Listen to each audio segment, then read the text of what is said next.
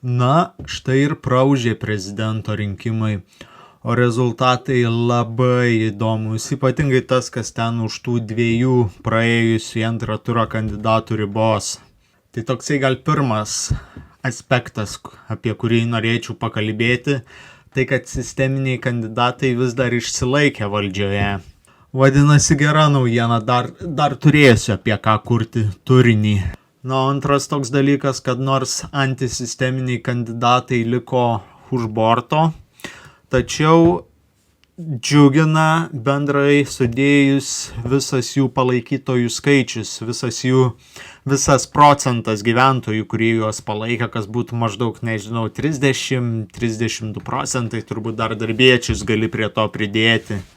Ir ką dabar tai sako tiek man, tiek jums, kad žmonės pagaliau pradeda suprasti, kas vyksta ir kad šitie gražūs veidai, kurie mum yra pateikiami, gali iš tikrųjų nėra tokie gražūs ir nėra tokie geri. Pastarieji 4 metai bent jau trečdalį Lietuvos gyventojų tikrai prabudino. Ir vienas dalykas, kas vis tiek nuliūdino, manau, tiek mane, tiek daug kitų žmonių, kad neatėjusių balsuoti rinkėjų skaičius vis dar yra labai didžiulis, maždaug 40 procentų. Vadinasi, kaip ir situacija gera, yra dar kur augti. Ir man dar vieną dalyką sako šis skaičius, kad greičiausiai sisteminiai kandidatai išeikvojo savo visus žmogiškuosius resursus. Ką galėjo jie surinkti, tą jie ir surinko. Aš nemanau, kad jeigu jie per šitos daug metų su gražių veidų propaganda ir panašiai nesugebėjo pritraukti tų 40 procentų rinkėjų pas save, tai turbūt jie ir nesugebės pritraukti. Bet už tai atsiranda vietos tokiem antisisteminiam kandidatam pabandyti juos pritraukti. Žmonės, kurie iš tikrųjų yra labai nepatenkinti šita sistema ir tiesiog jau iš apatijos neina balsuoti į rinkimus.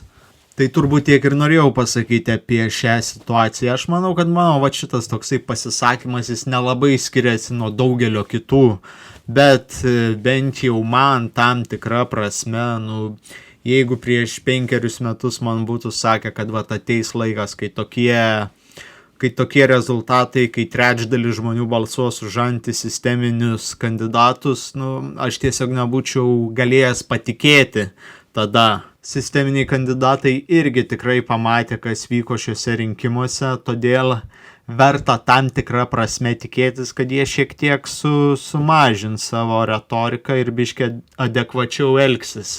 Taigi dabar mėgaujamės vasarą ir su pozityvu laukiame rudens, kada galėsime vėl keliauti prie balsadėžių.